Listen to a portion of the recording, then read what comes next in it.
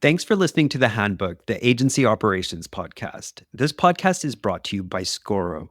As an ops director, something that was super important to me was consistent pricing. I've witnessed people copying and pasting each other's quotes as standard operating procedure, and it's not good.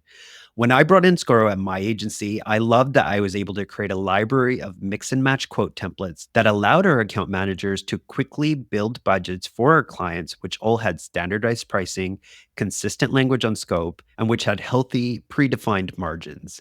Scoro even allows you to create an approval workflow so team leads can sign off quotes before they're sent to clients. I loved all of this, and it meant that inconsistent pricing was not something I had to worry about any longer. Sign up for a free trial at Scoro.com, or if you arrange a demo call, tell them Harv sent you. Now, back to the episode. I'm Harv Nagra. I'm an operations consultant, a former in-house agency operations director, and head of brand communications at Scoro. Welcome to The Handbook, the Agency Operations Podcast, a space where we talk to fellow experts and operations leaders about agency life, discussing the challenges keeping us up at night, as well as strategies that help make things run a little bit smoother.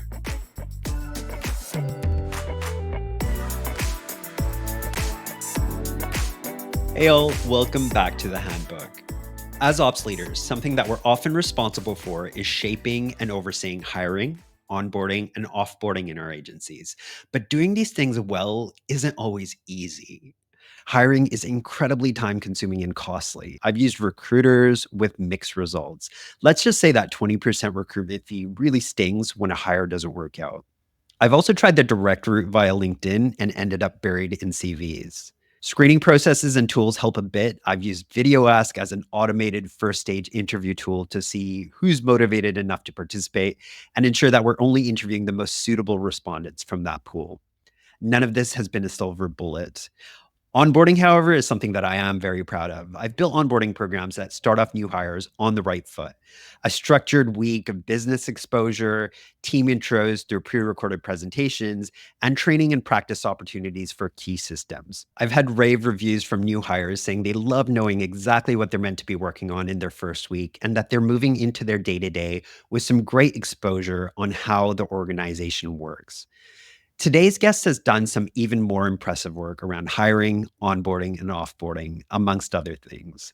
This is part of a new sub-series on the podcast that we're calling the Big Agency Club, where we talk to people that work at agencies that are 100 plus in terms of headcount and see what we can learn. Our guest today is Sarah Brougham. She began her career back in 2012 in the talent management space, working with BBC radio DJs, reality stars, and musicians. Years later, she joined content giants Unilad to head up their new talent management agency, building the agency from the ground up. Fast forward a few years, and she joined GenFlow, where she's now the VP of Ops. In the 6 years that Sarah's been there, the agency has seen a huge amount of growth and success, and she's had a big role to play.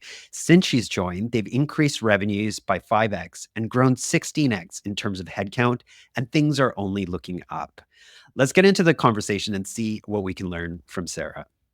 Sarah, welcome to the podcast. Thank you so much for being here. Thank you for having me. I'm quite keen to hear about how people get into operations. This is not the most natural career path. So how did you get into this space? Do you know what? It's not. And I think getting into operations, I think when I started my career was probably the last thing I actually thought I would be doing when I started my career. I actually started out in more of the entertainment world. So working a record label, then in the talent management space with, radio DJs, reality stars, etc. And then moved into the creator economy, so managing YouTubers, influencers, essentially from sort of 2015 onwards. Was always really involved in the management, day-to-day strategy, sales, etc. And then I think just because then I joined a company where I'm at now GenFlow, and it was at its infancy, and I was there when we really built this core team. And we grew so fast, and there was such a big opportunity, and me and the rest of the team just worked really hard to really sustain that growth and get to where we were. I think it was a natural progression into an operations role because I'd done so many things within the agency. I knew how so many different departments ran that it was like a natural next step to then just take over the day-to-day side of things versus just sticking in one sort of department in that way. Yeah. Right. Yeah, that makes a lot of sense. And that resonates with me as well. You kind of get your hands dirty across an agency in a lot of different roles. And then it just seems like a natural fit that when you know how to do a bit of everything, that you can kind of take control of it, Yeah, yeah. doesn't it? No, 100%. So there's been a couple of agencies where you have been on the ground floor right when things are starting to come together. Was that intentional, or is that kind of a challenge you look forward to and you kind of threw I yourself in think I there? do. I love the ability to work quite closely with people and to I Mm, think also when you work quite closely with the people who run an agency or found an agency and you are so aligned with their vision and the potential of the agency, then I think I right. love being able to be that hands-on and see the impact that you can have and the growth and being Mm, really involved in that. I think sometimes hmm. if it's I can't see myself in more of a bigger, more corporate business essentially. Just because I feel like I'd probably feel more like a number than anything else. Like, and Right. personally, that's not Yeah. for me in terms of going in and maybe just doing a 9 to 5 and then and switching off essentially. So yeah, I don't think it Right. was a conscious decision. I think it's been where I've landed initially, and then I've enjoyed working in that way so much that I've continued to work in those sorts of agencies. Yeah, Absolutely. And a question that pops into mind is like, when you are in these very young agencies, it's almost like a blank slate in terms of how to do things. So that can be exciting. That can also mean a bit of fumbling along the way. And we'll be hearing some of your stories today as yeah. well about things that have worked really well and maybe some things that haven't. But where do you get that best practice awareness from in that kind of case and that kind of confidence to move forward with something? I think the first thing is you knowing it inside out more than anyone. So I think you Yeah. need to be able to do any core job in an agency before you start to build the building blocks and the processes and the SOPs and everything Yeah. around it. And I think that's doing that first, I suppose, has then given me the confidence to then be able to go and build them. I think the first thing Mm. before I'd done anything to do with operations and but we were at a point where we needed to build it, the word process would just make me like, oh, like, it's like, what is a Yeah. process? How do you build it? What's the format you do it in? Why do you need it? Like, it was just people in operations can say process 100 times a day, but it's the Yeah. physical, like, how do you do this? What's the template to doing that? And there's so much that you can find online, but not all of it will always resonate with you and your agency, the services you're trying to give and how you want your teams to operate.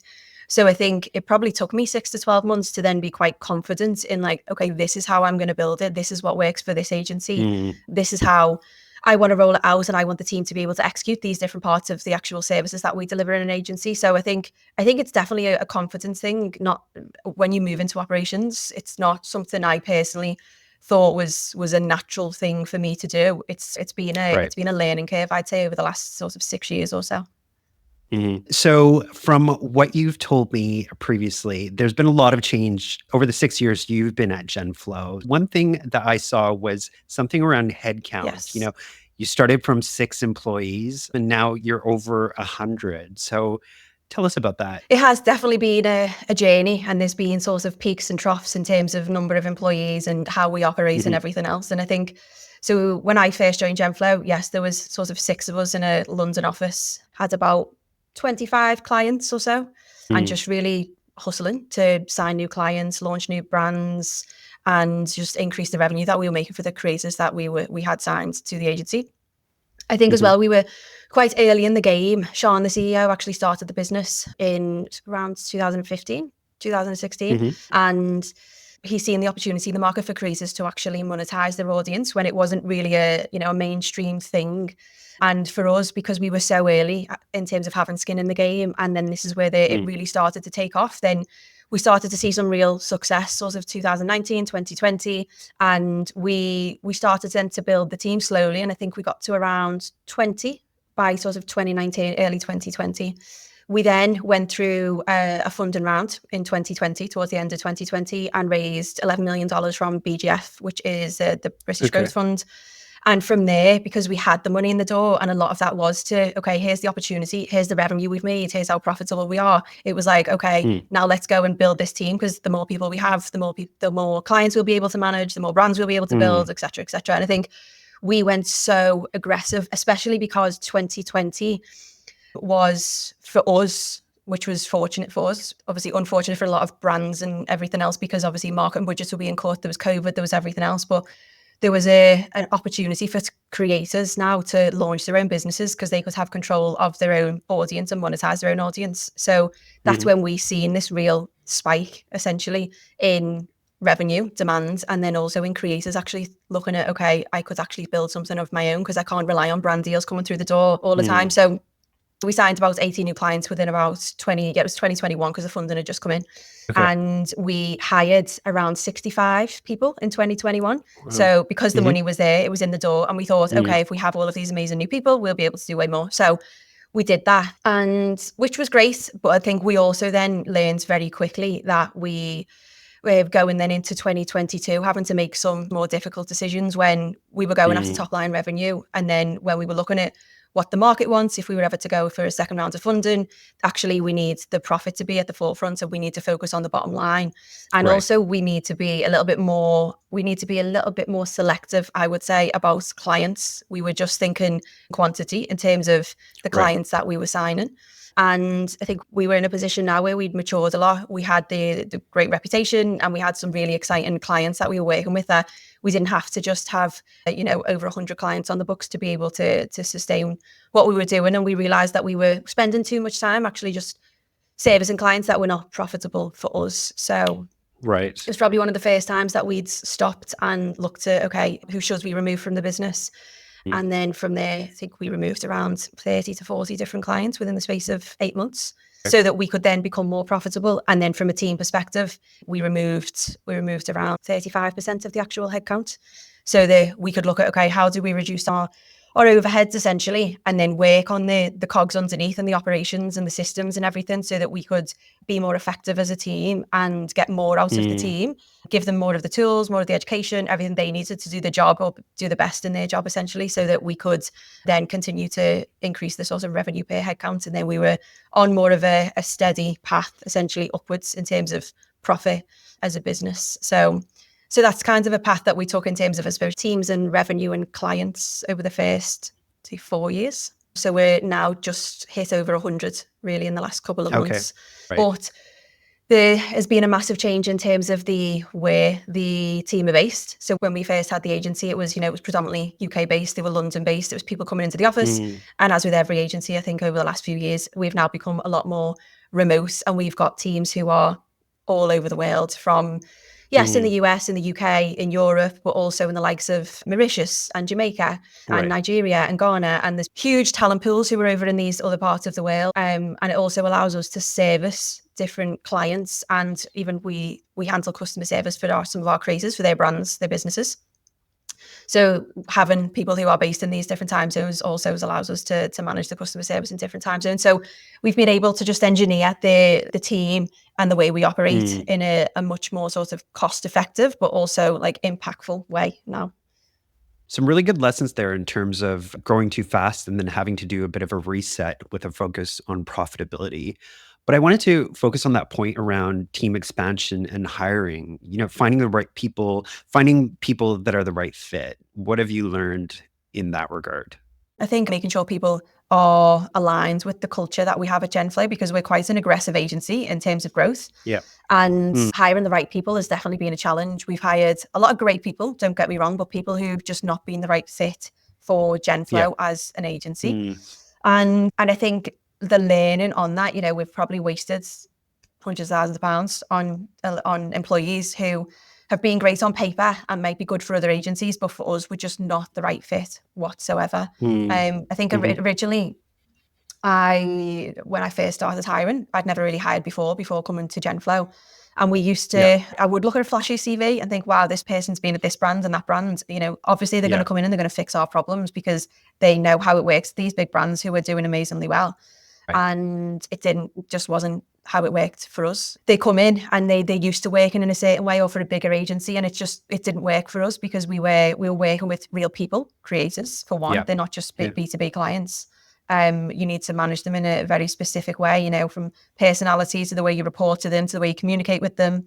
And then also just their outlook on what pace should look like internally and, what growth should look like and everything else. So I think that was one major learning curve. And then we've had to adapt how we hire and I suppose what we check in that hiring process to make sure people are actually aligned with us and where we're going and And the why for me now in the recruitment process is so important. Like, not just Mm. like delving into the CV and making sure that, okay, yes, they have done X, Y, Z, and you can test them on that in the interview.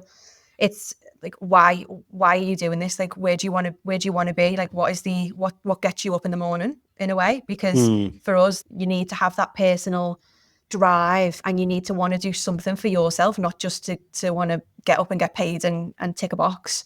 Because if you don't want to constantly learn, I think, and that's what I've learned, is like now building the team. If someone joins the team and they don't want to develop personally, they don't want to continue to Mm. evolve, and they don't want to know what, new trends are, or they don't want to keep up with the industry, they're not like consuming what they're doing day to day, just generally, and they're not passionate about it, then they're not going to be someone that's going to work for us as an agency, just because we are all so passionate about what we do, and we want to be the best in Right. everything that we do as an agency. Mm. So I think that was one of the biggest challenges and most expensive lessons I think we learned as an agency.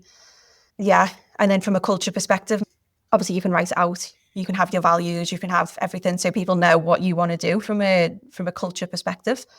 But Mhm. just, I suppose, leading by example, that being sort of the main thing that we actually do now. Because I thought you can write these values down, you can sort of instill them in people, and people would understand, and then just crack on and just believe in it, and probably start to just to live it day to day, because we Yeah. do.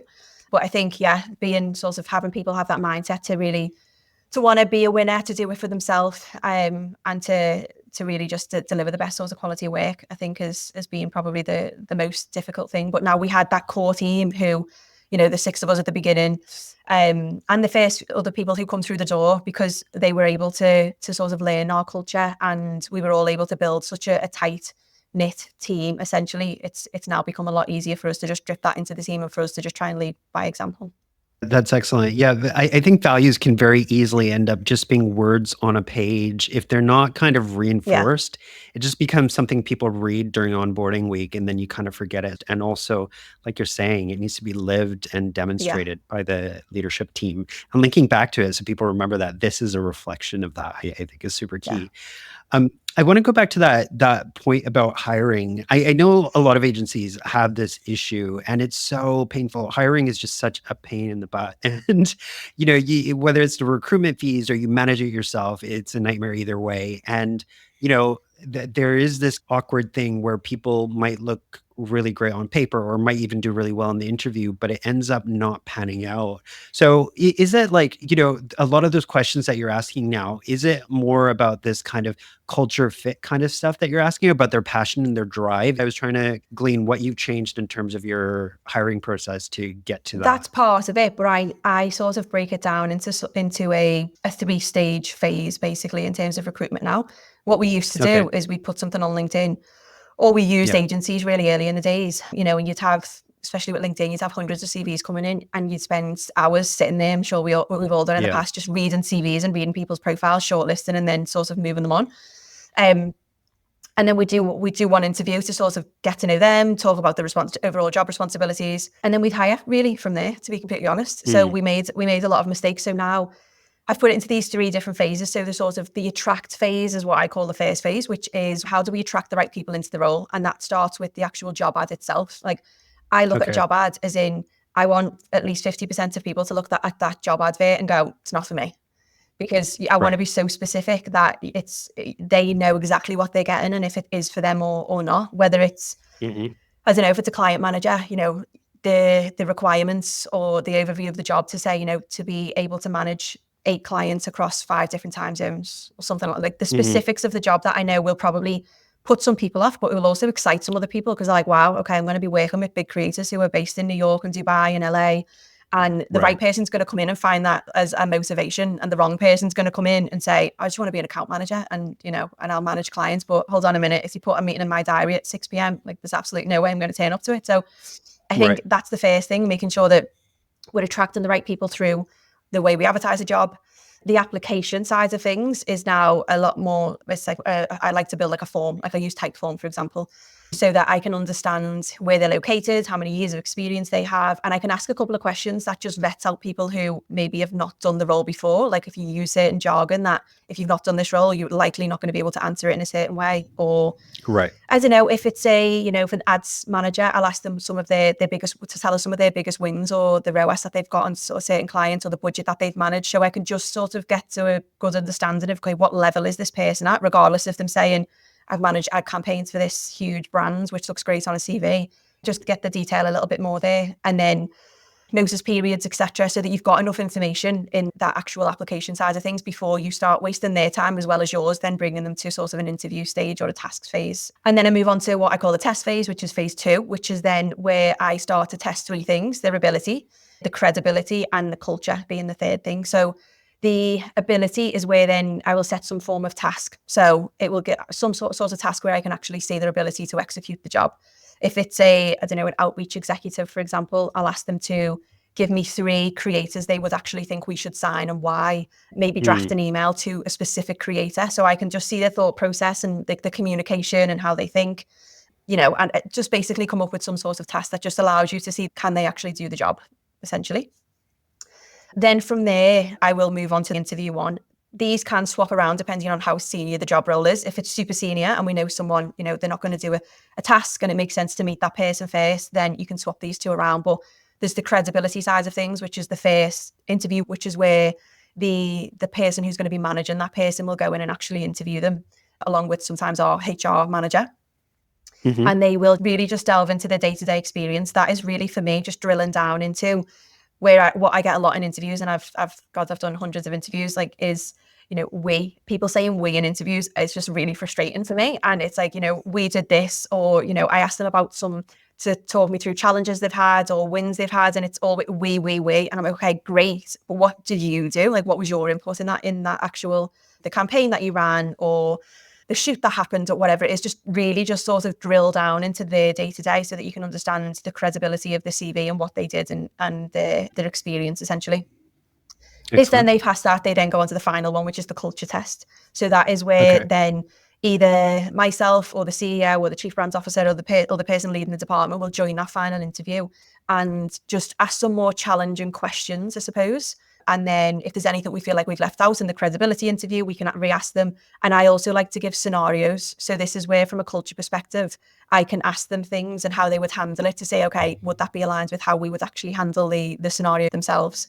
If it was a HR manager, I'd give them maybe something that's actually happened in the past. You've got a senior management team member who's been with us for a long time, but, they're not delivering, and what's happened and how would you handle it? And just say, okay, do we agree with that? Is that what we do?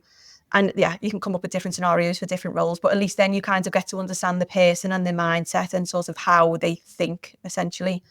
And also, I like to ask them, what are you expecting from your next role? So before you start to tell them what to expect, always ask them what they expect, because as soon as you let the cat out the bag, they're obviously just going to repeat back to you what you're giving them. So that if someone is saying, I want to be part of a team that's got a great social culture and has got loads of personal development opportunities and training and etc. And if you offer that, great. If you don't offer that, and maybe you're not someone who's got socials every 2 weeks as an agency, it's like, this person's going to get a bit bored. And you can just start to, do they expect to come into a free breakfast and a yoga class every week? Like, it's just not what you're about. So I think, if that's just then, for me, whether someone's going to stay with you for a long time or not, even regardless of the actual experience that they've got. And then, obviously the final phase for me is secure phase, and you do everything else in terms of you go into sell mode at the end of that interview to actually get them through the door if you want them, offer, contract, etc. So that's like my 3-phase approach now to hiring, to make sure that we're getting the right people basically for the role, and we're not spending a hell of a lot of time looking at CVs. Yeah, I love that. It's so thorough, and it just sounds like you've really kind of nailed all the pain points you were having previously. So have you noticed, and hopefully you have, like a big difference in terms of having to have fewer of these kind of concerning conversations or having to let people go? Yeah. Retention internally has increased by 23% in the last 2 years now. And just the speed to hire now, we've got sort of approximately around the sort of 6-week mark. Whereas it used to be, sometimes 3 months plus, or we'd get to sort of maybe the final interview, and you'd have to sort of then start again. So yeah, massive improvement for us over the last sort of 3 to 4 years or so. Yeah. Amazing. How do you find when you have such a dispersed team in terms of getting people aligned in your ways of working? How does that all work when you're based here and everyone's in 16 different Yeah. countries or whatever it might be? It's not the easiest job. I think you've probably come across this when it comes to operations generally. I think trying to Mm-hmm. get people into a way of working is probably one of the biggest challenges I've faced as a VP of operations, because you're trying to Mm-hmm. change people's mindsets as well. You know, the way they work day to day is just like habit, basically, and you're trying to change that and you make Yeah. them understand the why. So I suppose in terms of the team that we already had, that was probably one of the first challenges. And then, yes, as we continue to hire new people who are based all over the world, it's now having the right structure in place so that there is a solid onboarding process in terms of them Mm. understanding who we are as an agency, what our vision is as an agency, the sort of the role they will play in our long-term vision and our long-term business goals, and then giving Yeah. them the handbooks, the tools, the systems, etc., with a solid Mm. sort of 2-week onboarding process where they meet key people in the team. They have to Excellent. digest certain things, certain documents, certain templates, certain processes, and then we work with them to make sure that they've understood everything before then they really get into the day to day, really. So Mm-hmm. there's a solid sort of structure there, and then it's Yeah. just about staying on top of it and making sure that it's actually working day to day. That sounds really fantastic about that onboarding program. So you mentioned 2 weeks is kind of your full induction. Is that all like a lot of that self-led or how does that work? I do that. It's quite a regimented way now where every time people join, they're given a clear setup, which for us is a project in Asana. It can Mm-hmm. be a task list in Notion or whatever software that you use as an agency. So I break it down by one, giving them client education and services. Mm-hmm. So a list of all the clients, the key links to their websites, and understanding of the services that we're doing for them so that they have an understanding of who they're going to be working with and what the agency actually provides for them, whether that's marketing services, content, whatever your agency is actually doing. Then I give them a list of processes and handbooks. So the key processes and handbooks that are relevant to them. So that they know what they need to follow, they can read through the policies, and they're armed with everything they need to then crack on to do the job properly. Yeah. Then I will give them example documents. So again, specific to their role, are they reporting documents? So if they're going to be reporting to a client at the end of a week, end of a month, here's the exact format. Here's an example of what's been given to a client in the last few months. Is it a pitch deck if they're going to be on the acquisition team? Here's how you Mm. pitch to a client, how you talk about the agency, how you talk about our services, social calendars, contracts, whatever, depending on the role, give them real example documents so they can see example of work that's been executed that you're happy with within that role. Right. Then a list of intro meetings, which is for me is really important because a lot of the time you're put in an agency and then you're told to go and work with a shed loads of people, but you don't know who's John in finance or whoever anyone is. You just got to figure it out. And I think it just helps you, one, from a social perspective, and Mm. also you are in a remote environment, especially, people are just names on a screen. And unless Absolutely. you've physically been on a call with someone and got to know the person behind the name and the personality and also what they do and what their department does, Mm-hmm. it's difficult to sort of build the rapport and also just build the speed in execution day to day. So I Absolutely. give everyone a list of people they need to meet, and then they can go and set those meetings up, and then they do that within the first week that they're here. And then finally is just a list of specific tasks that I want them to do within the first few weeks, whether that's to go and set up, obviously, all the admin side of things, their emails, their Slack, go and set Mm. those intro meetings up, go and review specific example documents, do any sort of research tasks or any then specific execution within that job. So Mm-hmm. it's very varied, but it's basically giving them everything that they need to know about past execution and templates, playbooks and processes they'll need to follow, and then the people that they need Yeah. to meet to get the context as to who they are, what they do, and how the agency runs day to day, essentially. Yeah. Amazing. I love that. I think it's very satisfying as an ops person to get to that point in your agency's maturity where you have all that documentation ready and it can just be deployed when somebody new Yeah. starts. All this kind of ad hoc making stuff up as you go is well in the past. So that sounds fantastic. So really, really well done. All right. So we've talked about your best practice around hiring and also what you do with onboarding. I was looking at something you posted on LinkedIn the other day, and I found it really inspiring. You were talking about your process, the process you trigger when somebody hands in their notice. And I have to admit, when it comes to offboarding, I usually look at it in terms of kind of payroll related tasks and systems offboarding and equipment and stuff like that. What I love about what you were saying is that retention has a part to play in that. So if you could just talk us through your thinking around the offboarding process and your best practice so we can see what you do. Yeah, no, for sure. I think there's a couple of things, and I'd want to sort of briefly touch on onboarding, because I think in terms of retention, that Mhm. is so important before you then get to the offboarding process, as Right. to, reasons why people leave, how you can retain staff, etc., and avoid people actually leaving the agency. But yeah, from an onboarding perspective, I've worked in a few different agencies now, and I think we've all probably had that start to an agency where you're throwing a laptop, you're put in a corner, and it's like just crack on with it, basically. Yes. And whether it's like figure it out for yourself, or just start to execute the job that you've been given, which can be a little bit sort of deer in the headlights vibe. And great in some instances, yes, then you're in it. Then you're getting in the trenches pretty quick. But not great, I don't think, in terms of retention, potentially, because you're not giving the team the tools they need, the knowledge around the agency, the education around the clients, and mainly for me, the confidence to do the job. Because I think you have people that will thrive in that environment, but you have other people who might actually be the best people for the job, but they feel like because they've not had the best on board, and they don't feel like you're bringing out the best of them, you're getting the skills from them that you're actually needed or expected to when they joined the agency. So for me, onboarding is super important. So Mhm. anyone who actually joins the agency has that, okay, I know exactly what I'm doing. I know I have the understanding of who the clients are. I know who I'm going to be working with. I understand the sort of hierarchy in the agency, and who's who. So once you've done that, I think you as an agency owner, or whoever it is that's managing that onboarding, has done everything that you can, in my eyes, to give them the Mhm. best leg up to then do the job and deliver to the best of their ability. So I give usually people between sort of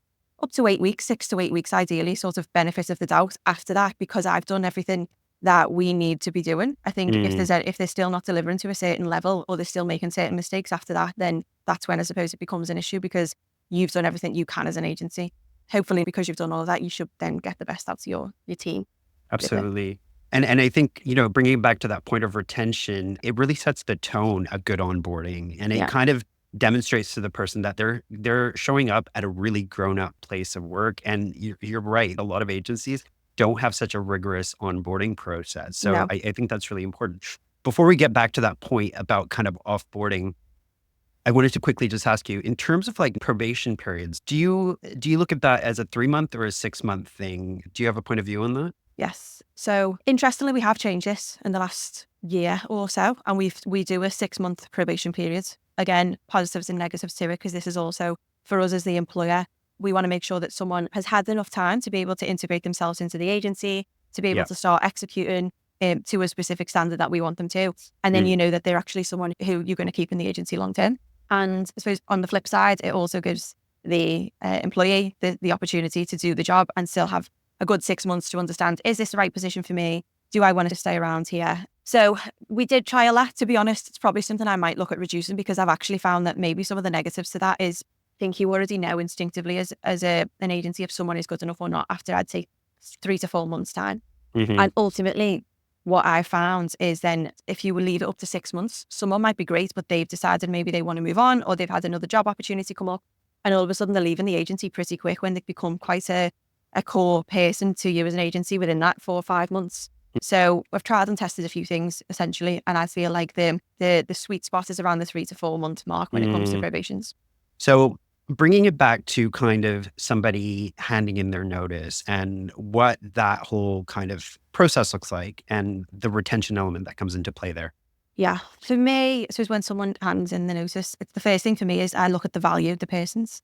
So Mhm. if they've sent you the email, or they've spoken to you, or whatever it might be, and you know they want to leave, I will first look at, okay, is this someone who is actually so core, so key to the agency that they add so much value, you do not want them to go anywhere, and that is the case a lot of the time. Otherwise, they usually wouldn't be in your agency. Or I suppose sometimes it might be people who've been here for years, got a bit too comfortable. If you look at the role they're doing now, and maybe other people in the industry, you probably could replace that person and get a lot more value out of that role than maybe the current person that's in there. Or you just look at them and say, do you know what? It's probably the right time, and it makes sense. Let's do it. So it's the evaluation for me first, is to, okay, value, where are we in there? And then from there, then you can make the decision as to, do you want to make the steps to retain that person or not? And are they in the right headspace to want to stay in the agency? Do we Mm. think that they have the right attitudes to stay in the agency at this point? Or have they, I don't know, got in this headspace where they are quite negative about things, or maybe they're just switched off and they want to change essentially in terms of environment or career or whatever it might be. Right. So if that's the case from a retention perspective, if we want to, I just usually have a frank conversation because I think we're all humans at the end of the day. And I think rather than try and do this formal back and forth on email, I would just rather, as a first step, just pick up the phone and get on a call and also just see their body language, like how are they responding to things? Why are they leaving? And just have a bit of an open conversation just to be, supportive if that's the right thing that they want to do, but also have the ability to try and maybe persuade them to stay because of the opportunities with you. And you can do that a lot more if you're on the phone or you're on a virtual meeting or you're in person with someone. Absolutely. It's much easier. So I'd have that frank conversation. And then there's options to then potentially change their role slightly if it's just a tweak in responsibilities they want. Maybe it's more responsibilities, maybe it's just a change in the day-to-day. And then ultimately, a lot of the time it comes down to the package that they're on. Is it the salary? Is it the bonuses that they're getting? What is it someone else has offered them? Like why did they ultimately go and look elsewhere? And what was the reason behind that? Or has someone come to them with an offer and just because it was so attractive, they've thought, I've got to go for it. But they were still really in it with us as an agency. And then we can look at maybe just negotiating something which makes sense for them to leave the other opportunity and stay with us. So that's kind of step 2 in terms of retention. Then step 3, I suppose, if they're not aligned and they don't want to stay in the agency, is when you start to do everything from an admin perspective. You draw up the letter with all of the details and the dates they're going to leave, all of the terms and conditions they need to abide by, the IP, what they need to do, all of that type of stuff. And I usually do an exit interview with people who I don't do with everyone. Usually, if they've been here for a couple of months and we know it's just, they've made the decision, it is what it is. With people who've been here for a significant amount of time or they're past the probation periods and they're with us, that I will do an exit interview, mainly just to delve in a little bit more around why and get someone who's probably being less involved as opposed to they feel like they can speak a bit more freely to them so that we can understand if there is any deeper reasons, but for us also just get recommendations. So the next person that comes in, was there maybe a skill set that person felt they didn't have that if they did, they would have been able to do the role better?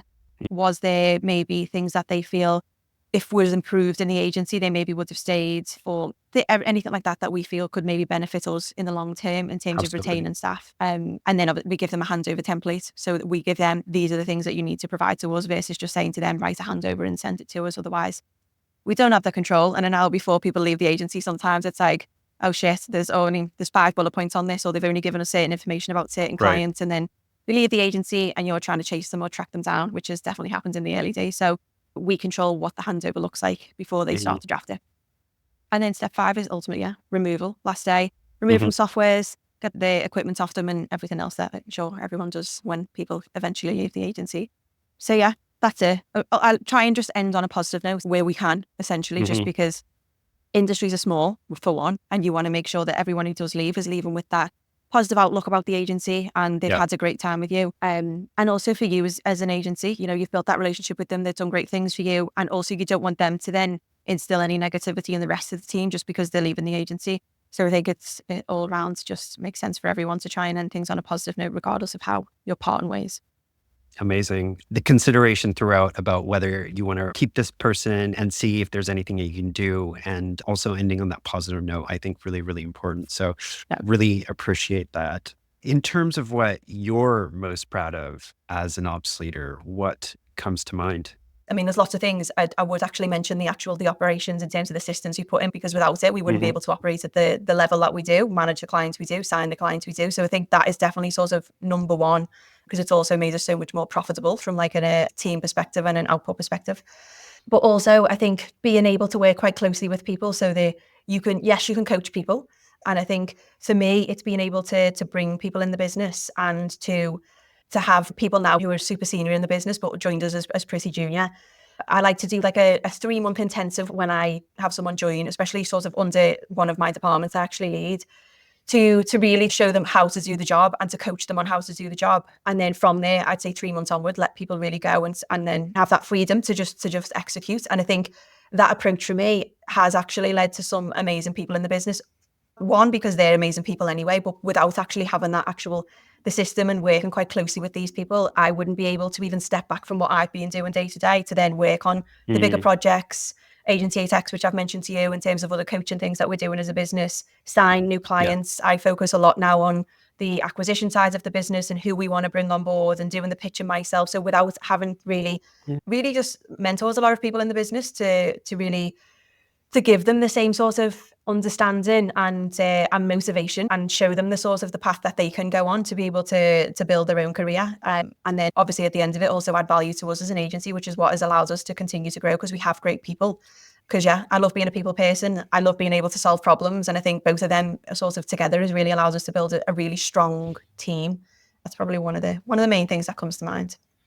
That sounds amazing. You brought up Agency 8X, and that's a good opportunity for us to talk about that. So is this kind of like an agency community? Tell us a bit about what it is. What It you do. is, yeah. So it's a two-prong. So there's the educational side of things. So it's an online course essentially, where we have myself, James Selby, who's the Chief Brand Officer, and then Sean, the CEO, have developed this course, which gives agencies who are doing at least sort of the six-figure mark. So they're already established in some sort of way. They have clients, they've got services, they've got some sort of success, but they want to get to that sort of 8-figure mark. It's given them everything that we have learned over the last 6, 7, 8 years as to, from Sean's perspective, strategy, clients, how to be a CEO, build a leadership team. From myself, in terms of everything from hiring and operations and delivering the work and putting sort of OKR frameworks in place and who to hire, when to hire them. And then from James's perspective, everything around sort of the client management, the business strategy, client strategy, growth, etc. So it's basically everything we wished that we had 5 years ago, and we probably would have avoided a lot of the mistakes that we have over the last 5 or 6 years if we had something like this. So I think we've seen an opportunity in the market from like an online education perspective. We've seen the demand in the market for it. And because we've done it, I think it's something that we wanted to be able to share, to build this community, because it's not something we sort of could see or find online that we were able to join to give us that sort of network essentially. And a hell of a lot of resources basically as well that are in there that we can share with agency owners to use and implement in their agency. So yeah, it's an education platform, it's an online course, and then it's a community essentially.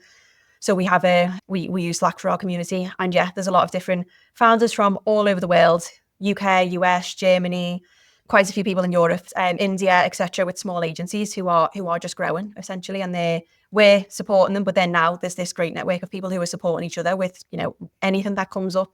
Someone's got a pissed off client and they come in, guys, this has happened, any sort of advice on this? Or someone's changed their outreach strategy and they want to test it and put it in the group, and people feedback on it. So it's amazing. I wish we had something like this really a few years back, just to be able to bounce off people who were going through the same things that we were. Yeah. Absolutely. That sounds fantastic. So, Sarah, we're coming to the end of our session, but I guess one of my questions is, before we wrap up, if someone's looking to kind of get into agency operations, what would be your advice to them? My advice would be, I suppose one thing to say is, I think from an outsider's perspective, operations sounds like the least sexiest job you can get out there, because operations is, there's a lot, it just sounds like a lot of running around or just organizing people. But I think it's understanding what operations looks like in different agencies, because there's not like a one size fits all in terms of operation managers. What my job as a VP of operations could look completely different to someone else as a VP of operations in a different agency, in terms of what you manage, what you measure, what your output should be, what you own, who you report to. It can be so different. So I think if you are someone who likes variety, I think, because that's the main thing for me, and I think why I love it so much, because when I was in the client management side of things, you're always on different, a different shoot, or working with a different client or whatever it might be.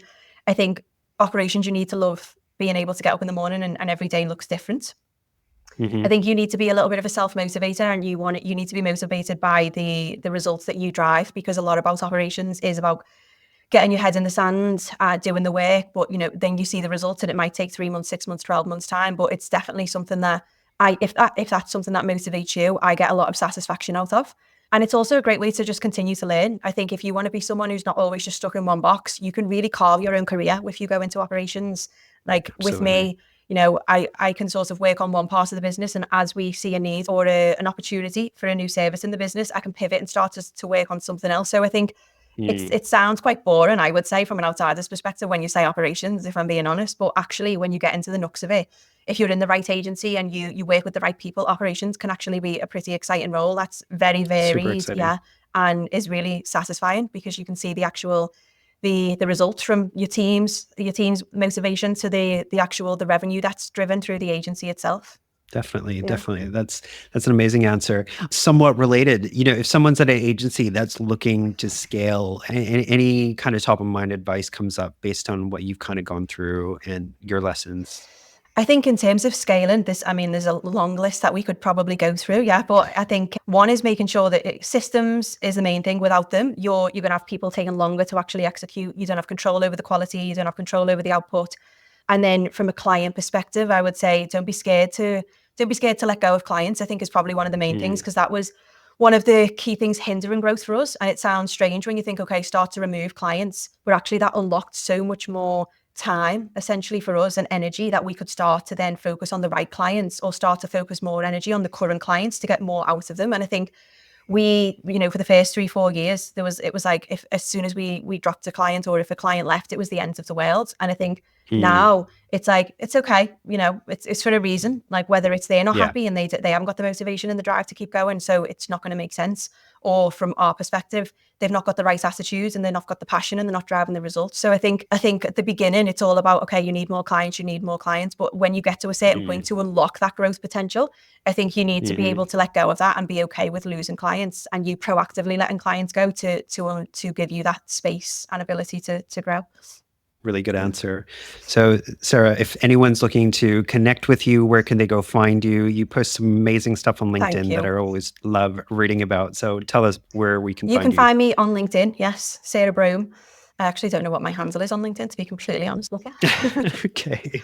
We'll post a You'll link post the in link on. the episode Yeah. notes as well. And if anyone wants to learn more about Agency 8X, sorry, go Sorry. on. Yeah. If anyone wants to learn any more about Agency 8X, you can go to agency8x.com. Excellent. But Sarah, it's been an absolute pleasure talking to you today. It's really inspiring, some of your kind of stories and lessons and stuff that we can take away and apply at our own places of work. So thank you for being here No today. worries. Yeah. Oh, good. Thank you for having me. Hey, all, I hope you enjoyed that. You can tell how passionate Sarah is about what she does through her stories. And I think it was really great advice as well when she mentions learning to let go of unprofitable clients so you can focus on winning the ones that are a better fit. Probably my favorite part of the conversation, though, was her advice on the hiring process. That's something I'm going to be making notes on for future reference. You'll know by now that if you sign up for the Handbook newsletter, we send you a cheat sheet with all the key takeaways from our interviews every other week. Now, before I go, here's what I would love you to do. Please share this podcast episode with a friend or colleague and tell them what you loved about it. I'll let you click share as soon as I stop talking. I'll see you back here in a couple of weeks. Thanks very much. This podcast is brought to you by Scoro, a platform designed for agencies and consultancies, which allows you to manage your projects, finances, and resources, all from one system. This is a platform I brought in at a previous workplace, which completely transformed the way we worked, and which I've recommended to clients of my own. You can sign up for a free trial on Scoro.com. That's SCORO.com. Or reach out to me, Harv Nagra, on LinkedIn if you'd like to hear about some of my experiences.